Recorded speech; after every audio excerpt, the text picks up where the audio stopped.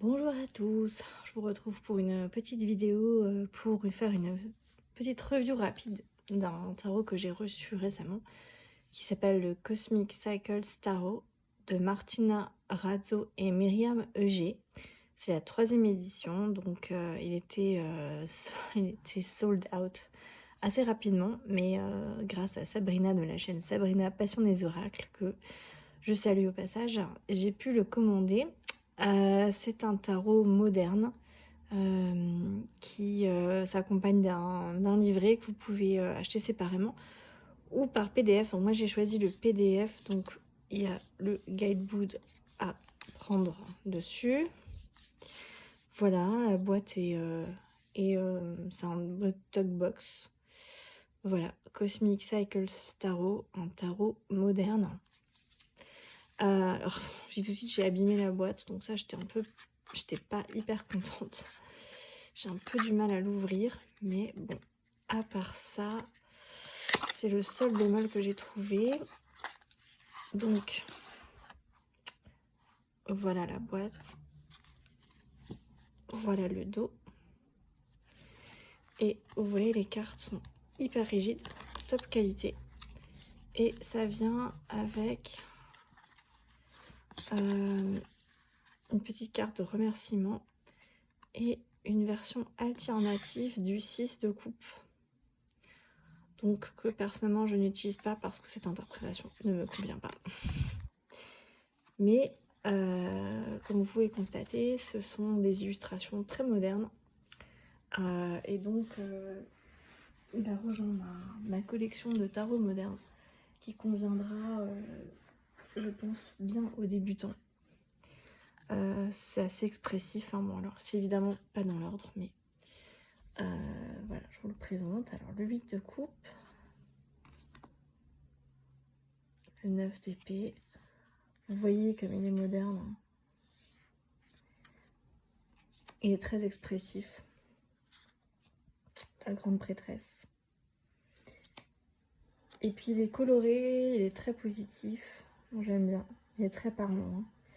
Le 8 de bâton. Alors c'est vrai que certaines interprétations peuvent déconcerter ceux qui sont plus attelés au tarot traditionnel, mais finalement je trouve adapté à la vie moderne et il développera l'intuition de certains des débutants, donc c'est pas mal. L'ermite, avec toujours l'idée quand même, l'imagerie traditionnelle reste, hein, avec la lumière là qui essaie d'éclairer sur le savoir, sur la personne qui s'isole. Puis ce que j'aime bien, c'est qu'en fait, c'est les personnages, vous les suivez, en fait, ils vous racontent une histoire. Donc dans le livret, elle explique qui sont ces personnages et en fait, ils se retrouvent à la fin. Alors, le page d'épée, le 5 de pentacle, le 6 de pentacle, l'impératrice. Alors, vous voyez, en fait, si vous regardez bien les graphismes, on reste sur l'idée de mystère. On ne sait pas qui est cette personne. Mais l'impératrice, elle le sait. Donc oui, on s'éloigne du graphisme traditionnel avec les colonnes, mais je trouve assez sympa. Le 3 de pentacle, la collaboration. La mort, vous voyez, elle se coupe les cheveux ici. Le 2 de pentacle, c'est le chef qui jongle un petit peu en cuisine. C'est assez expressif. La roue de la fortune. Le chevalier de pentacle. On voit qu'il est déterminé là. Il se laisse pas abattre sur les obstacles. Donc vous voyez, c'est pas classique, hein. C'est quand même revisité, mais on retrouve quand même le sens antérieur. Le 5 d'épée ici pour la bataille, mais c'est une bataille de jeux vidéo. Et donc on voit qu'on a le contrôle aussi, hein. Le roi de bâton. L'étoile. Que j'adore. J'adore ce côté un peu manga. L'as de denier. Le 9 d'épée. Roi de coupe. L'empereur. Le hiérophant, oui, bah, vous voyez le côté religion là, qui est très clairement explicite. Tempérance, bah ouais, on ne peut plus clair. Le 3 d'épée, oh, il a eu son petit cœur brisé, il écoute de la musique triste avec sa petite photo. Il essaie de composer, mais il est trop triste. Le monde. Bon, personnellement, j'aurais peur de tomber du balcon, mais... Le chariot. J'adore avec les petits animaux là, trop chou. La force. Effectivement, il y a beaucoup d'auteurs modernes qui représentent la force avec un handicapé. Et c'est bien. C'est vrai que quand on est en fauteuil roulant, il faut de la détermination pour y arriver. Malheureusement, parfois on ne peut pas, mais la force, c'est de ne jamais abandonner. Le 5 de coupe.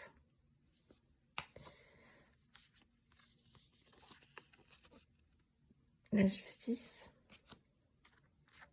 J'adore le 2 d'épée qui me donne assez de mal. Le 2 d'épée, le 2 de bâton qui me donne quand même du mal avec le Rider-Waite.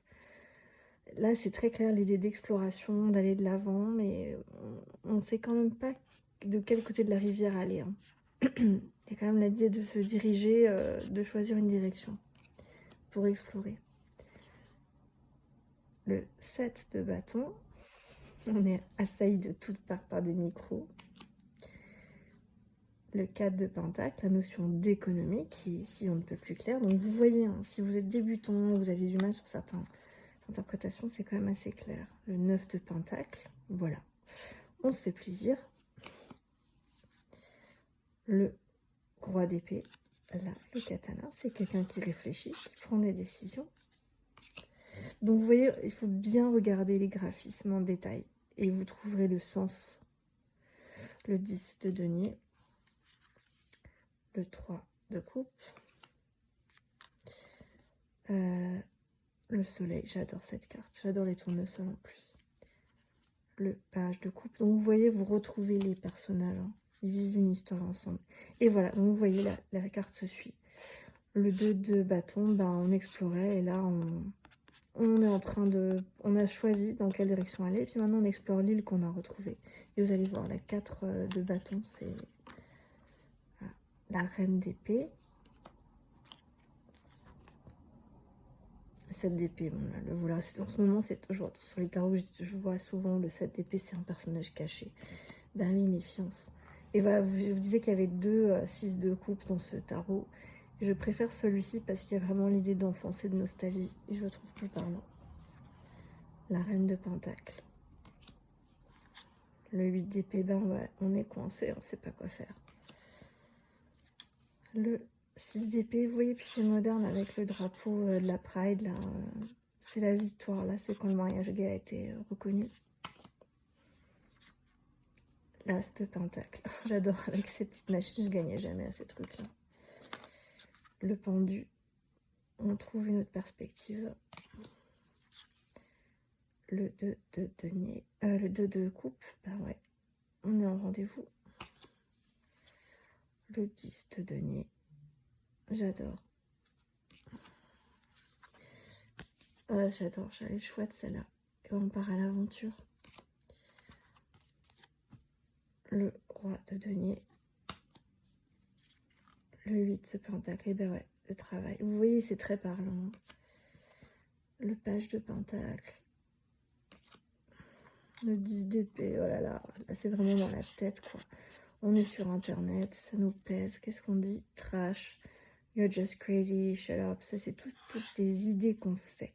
Alors, c'est vrai que pour moi, ce serait plutôt le 9 d'épée, cette idée-là, mais bon, pourquoi pas. On est complètement écrasé par ces idées-là qui nous transpercent.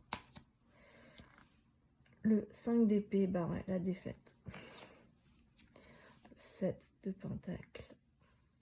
Puis ce que j'aime bien aussi, c'est que c'est un tarot qui est divers, qui est adapté. On voit des gens de toute nationalité, toute race. Et je trouve qu'on se sent représenté. Enfin, j'espère en tout cas que les personnes qui auront ce tarot se sentiront représentées. La lune, j'adore. J'adore, j'adore. L'as d'épée. Alors celle-là, c'est une carte que...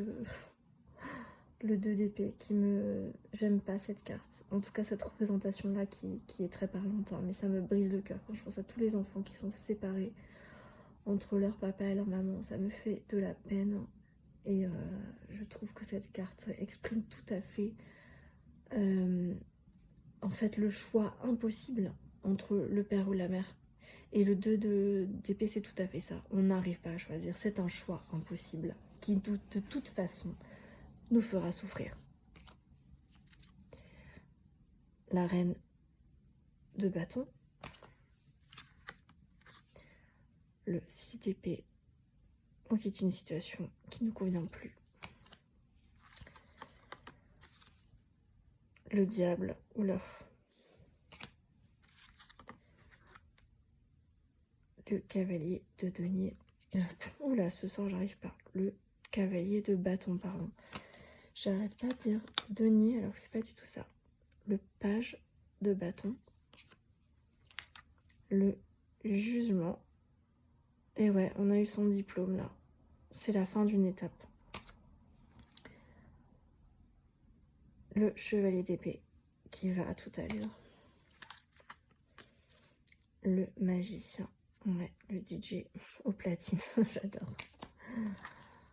Le 4 d'épée. Ouais, on s'est endormi dans le bus là. On va rater son rendez-vous.